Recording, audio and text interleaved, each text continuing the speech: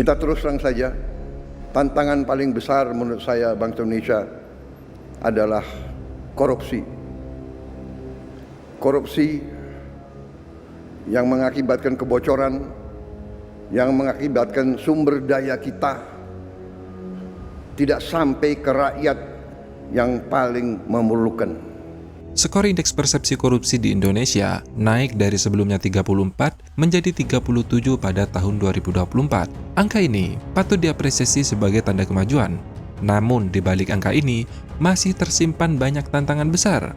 Peringkat 99 dari 180 negara menunjukkan bahwa korupsi tetap menjadi masalah serius dalam tata kelola pemerintahan dan birokrasi di Indonesia. Meski ada peningkatan, korupsi masih menghambat upaya pembangunan dan merugikan rakyat, terutama mereka yang paling membutuhkan bantuan pemerintah. Salah satu faktor utama yang perlu diperbaiki adalah penegakan hukum. Langkah tegas seperti perampasan aset koruptor atau bahkan hukuman mati bisa menjadi efek deteren bagi para pelaku korupsi. Namun yang jauh lebih penting, bagaimana membangun sistem pengawasan yang kuat dan efektif. Karena dengan sistem pengawasan yang baik, tindakan korupsi bisa dideteksi lebih awal atau bahkan dicegah sebelum terjadinya korupsi. Sayangnya, sistem pengawasan yang ada di Indonesia saat ini masih belum optimal. Banyak celah yang bisa dimanfaatkan oleh oknum-oknum tak bertanggung jawab, membuat korupsi sulit diberantas hingga ke akar-akarnya. Nah, di era pemerintahan yang baru, ada secercah harapan bagaimana Indonesia bisa mencegah lebih awal sebelum terjadinya korupsi. Pada 17 Agustus 2025 mendatang, Indonesia akan meluncurkan GovTech, sebuah terobosan teknologi yang diharapkan mampu mengubah wajah pemerintah menjadi lebih transparan dan akuntabel. Nah, pertanyaannya, apa itu GovTech? GovTech yaitu sistem teknologi digital yang dibangun oleh pemerintah untuk meningkatkan efisiensi, transparansi, dan akuntabilitas. Dengan GovTech, semua administrasi pemerintahan nantinya akan berbasis digital, mulai dari pelayanan publik hingga pengelolaan negara. Hebatnya lagi, informasi tentang anggaran negara yang tersimpan dalam database dapat diakses publik secara real-time. Bayangkan, semua data yang sebelumnya sulit diakses oleh masyarakat kini bisa dilihat secara langsung dan transparan. Misal, contoh kasusnya, jika di dalam sistem GovTech tercatat ada alokasi dana untuk pembangunan jalan suatu daerah, masyarakat bisa memverifikasi apakah dana tersebut benar-benar digunakan untuk membangun jalan. Apakah benar anggarannya sudah masuk akal dengan kualitas jalan yang dibangun, atau justru hanyalah program omong kosong dari pemerintah daerah. Seperti itulah cara kerja GovTech. Mungkin sampai di sini muncul pertanyaan, selama ini Indonesia sudah menerapkan sistem digital, mengapa masih ada proses yang membutuhkan cara manual? Jawabannya sederhana, sistem yang digunakan oleh berbagai lembaga atau pemerintah daerah selama ini masih terpisah dan tidak terintegrasi. Setiap instansi saling mengembangkan sistem sendiri, sehingga menciptakan data silo atau data yang terisolasi dan tidak dapat diakses atau terhubung dengan sistem lain. Akibatnya, pertukaran informasi antar instansi menjadi tidak efektif dan membutuhkan cara manual. Nah, inilah mengapa GovTech hadir sebagai solusi.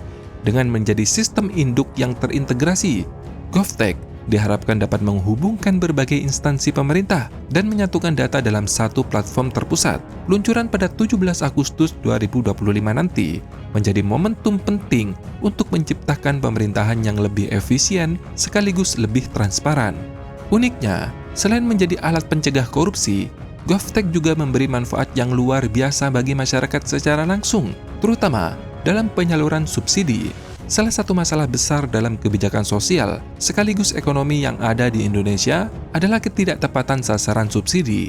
Meski dana yang dialokasikan besar, seringkali bantuan selama ini tidak sampai ke tangan yang benar-benar membutuhkan.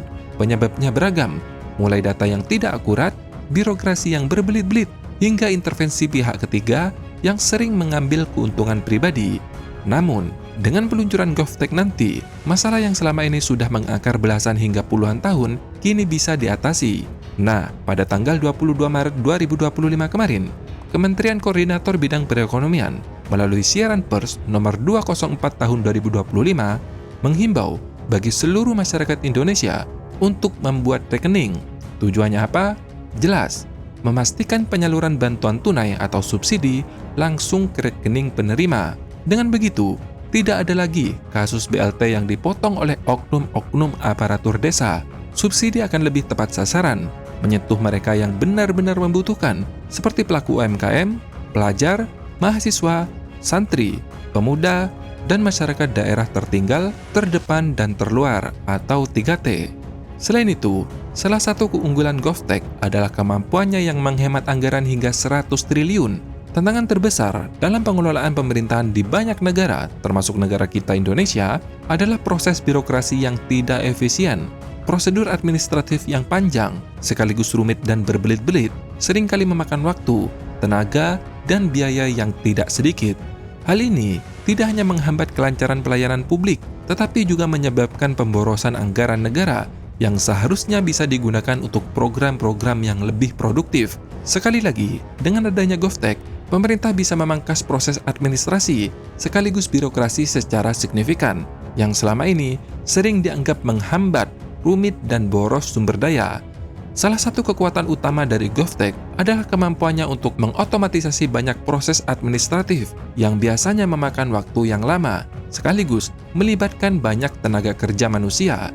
Misalnya, dalam pengajuan izin, aplikasi bantuan sosial, atau pengurusan dokumen, sistem digital dapat mengurangi intervensi manusia sehingga berjalan lebih cepat dan efisien. Hal ini bisa mengurangi beban kerja pegawai pemerintah dan memastikan bahwa layanan dapat diproses dalam waktu yang lebih singkat. Jadi, gak ada lagi tuh masalah administrasi yang mandek gara-gara si A gak masuk kerja karena sakit, atau si B gak masuk kerja gara-gara cuti dan lain-lain. Tetapi, meskipun GovTech banyak memiliki manfaat, namun tidak bisa dipungkiri, GovTech juga memiliki kekurangan. Salah satunya adalah permintaan tenaga kerja honorer atau bahkan ASN ke depan akan semakin sedikit. Jadi, tahu kan alasan kenapa pengangkatan CPNS atau P3K kemarin ditunda?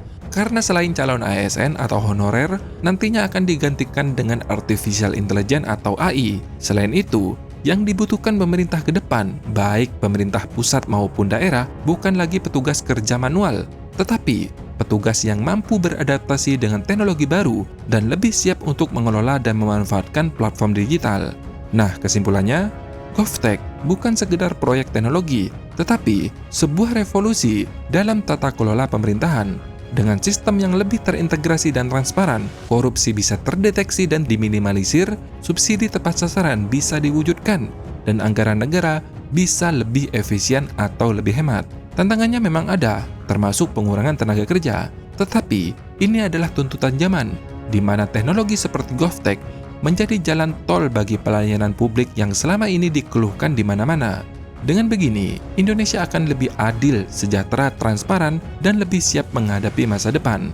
Nah, bagaimana nih kalau menurut pendapat kalian? Apakah setuju sistem seperti GovTech diterapkan demi mengatasi masalah birokrasi yang selama ini berbelit-belit, sekaligus mencegah terjadinya korupsi? Tetapi konsekuensinya jelas, mungkin jumlah penerimaan PNS atau honorer ke depan akan semakin berkurang.